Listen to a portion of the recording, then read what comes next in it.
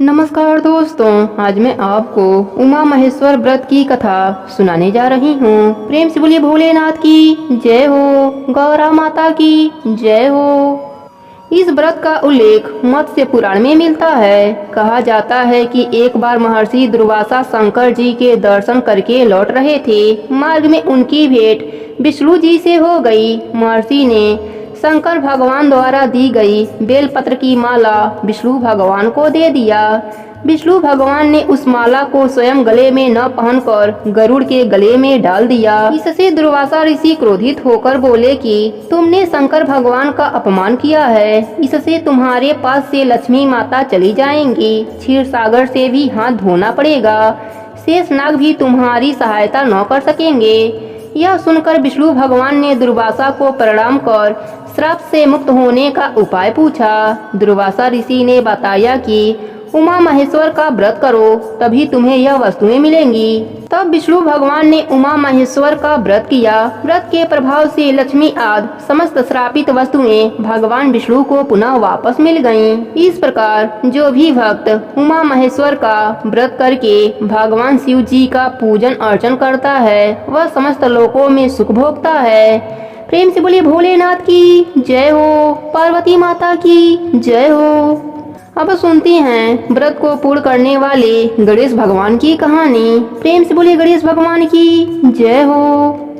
एक समय की बात है, एक गांव में एक बुढ़िया रहती थी। वह बहुत ही गरीब थी, उसके आंखों से दिखाई नहीं देता था। उसका एक बेटा और बहू थे। वह बुढ़िया सदा ही गणेश भगवान की पूजा किया करती थी। एक दिन गणेश भगवान प्रसन्न होकर बुढ़िया माई के सामने प्रकट हो जाते हैं और कहते हैं कि बुढ़िया माई, तू जो चाहे सो मांग ले, आज तेरी सारी इच्छा पूरी हो जाएगी।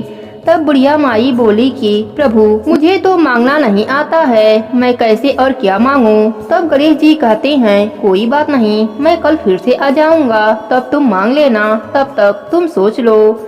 तब बुढ़िया माई अपने बेटे के पास गई और बोली, बेटा, गणेश जी मुझ पर प्रसन्न हुए हैं और मुझे वर मांगने को कहा है, तो बताओ मैं क्या मांगूं।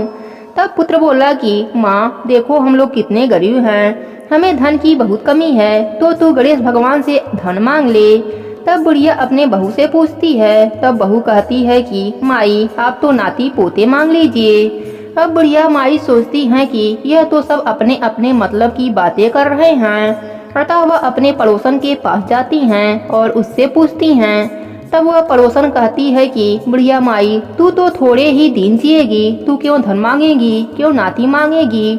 तू तो अपने लिए अपने आँखों की रोशनी मांग ले, जिससे तेरी जो बची जिंदगी है वो आराम से कट जाए। तब बुढ़िया माई अगले दिन घर के मंदिर में जाकर बैठ जाती है।